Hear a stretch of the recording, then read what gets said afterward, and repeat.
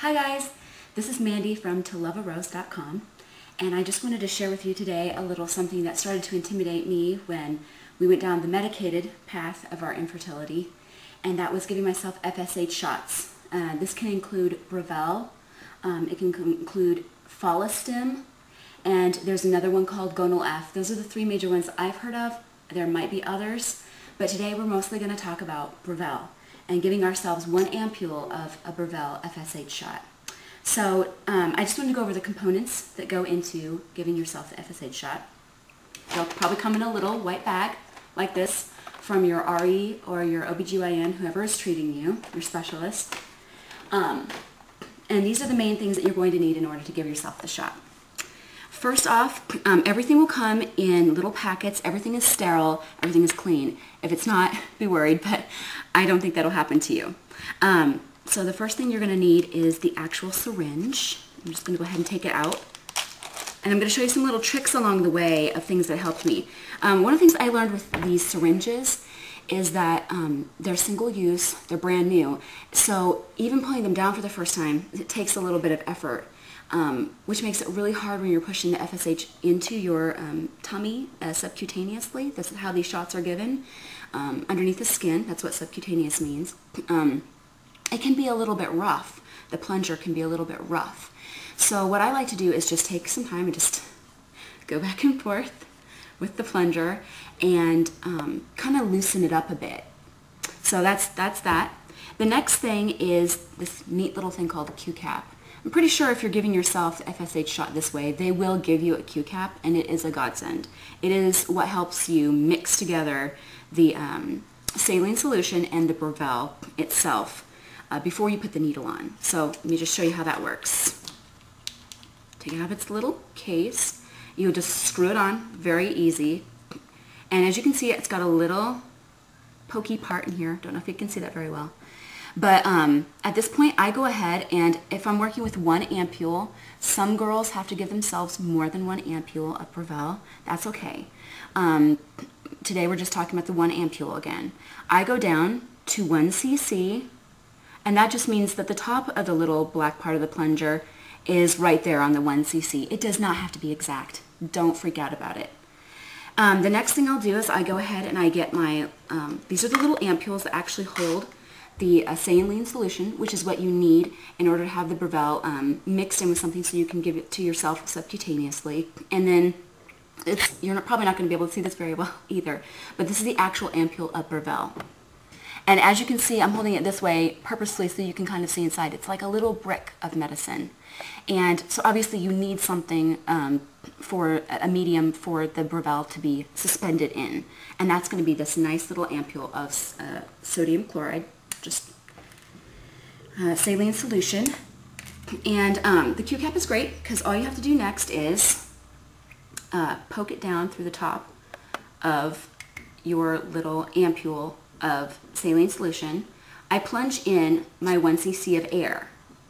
When I pull it back, it automatically goes back down to 1 cc.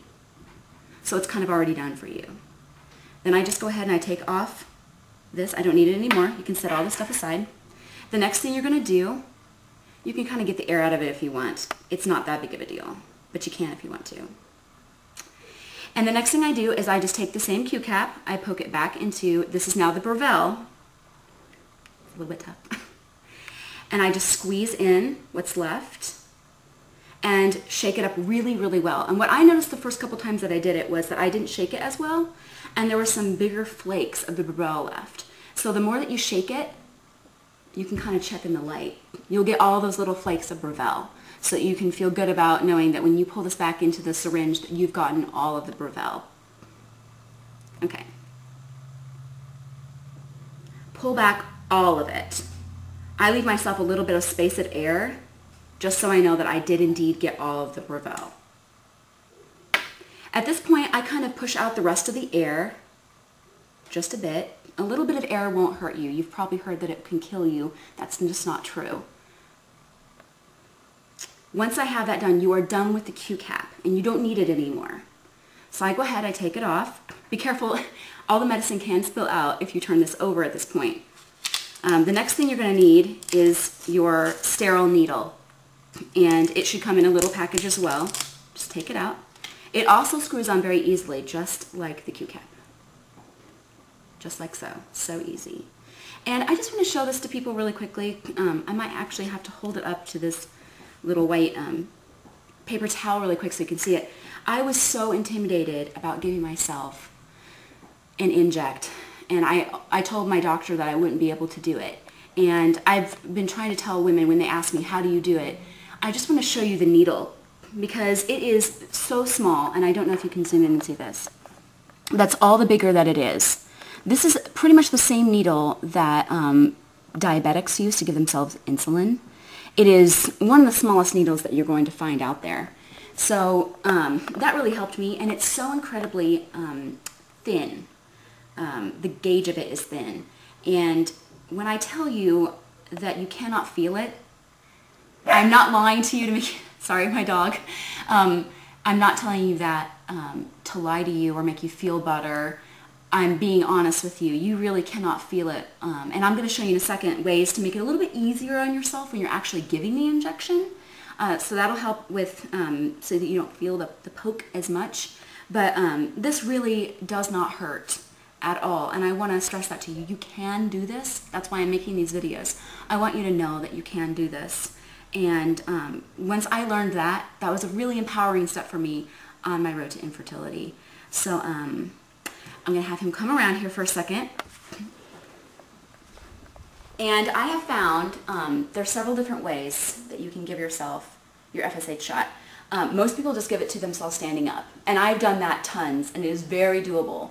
The one bad thing I think that happens when you do that is that sometimes, especially if it's your first, second, third time, you're kind of new at it, trying to go in at an angle, which really helps with the pain, you might not be able to get the right kind of angle, especially if you're right-handed and you're trying to go on the right, or if you're left-handed trying to go on the left. It can get a little bit tricky. So I have personally found through months of giving myself FSH shots that it's a little bit easier to either sit in a chair or lie down in a bed. And just prop yourself up a little bit if you want to lie down in the bed with some pillows, and lie back, be comfortable. Don't let any stress be in your abdomen, because that's where you're giving yourself the shot. So as long as you're propped up enough that there's not any stress in the abdomen, you're going to find that it's going to go in pretty easy. Today, I'm just going to show you what it's like to give yourself an FSH shot in the seated position in a chair. And I know a lot of girls who, just for time constraints, because you do need to give yourself the FSH shot at the same time every day, some of the girls find that they have to do this at work. And I think that'd be kind of tricky, and this is an easy way to do it. I'm talking, so obviously this is taking a little bit longer, but literally the whole process can take just a couple minutes. So it's not going to take a big chunk out of your day, even if you have to do this during your lunch break at work or before a meeting, you know, anything like that. So I'm just going to pull this chair up. And the next thing that you'll see is you will be given a little sterile alcohol pad for your tummy. This is just like they use this on you before you give blood, have to, you know, anything like that in the doctor's office. Very self-explanatory. What I like to do is I go ahead and get it out. I always have a little clean paper towel nearby. And the next thing, I'm showing my stomach, so hold on.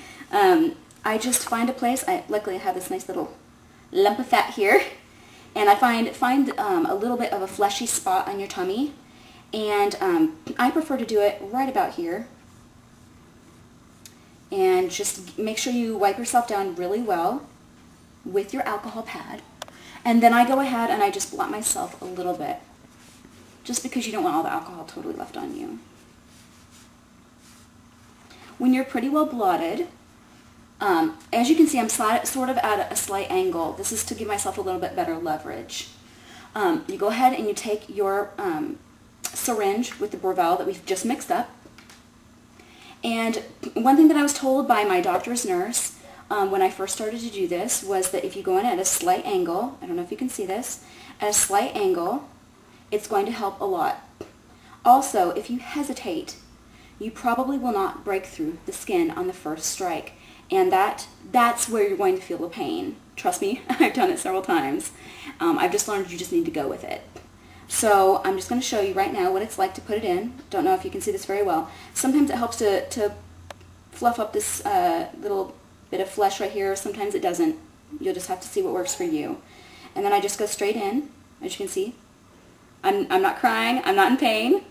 And then I like to hold the plunger right here at the top while I hold the bottom of the syringe in place. This just ensures that I'm not going all over the place, because if you do move that needle around, when you pull it out, you will notice some blood. And then I slowly start to give myself the injection.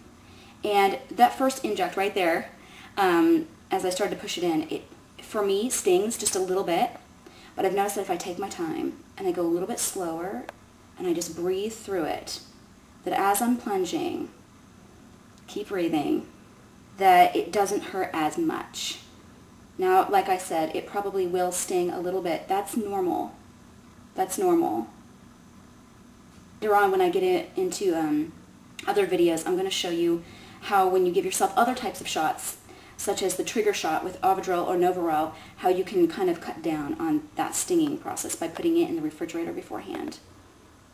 But you can't, unfortunately, do that with Bravelle.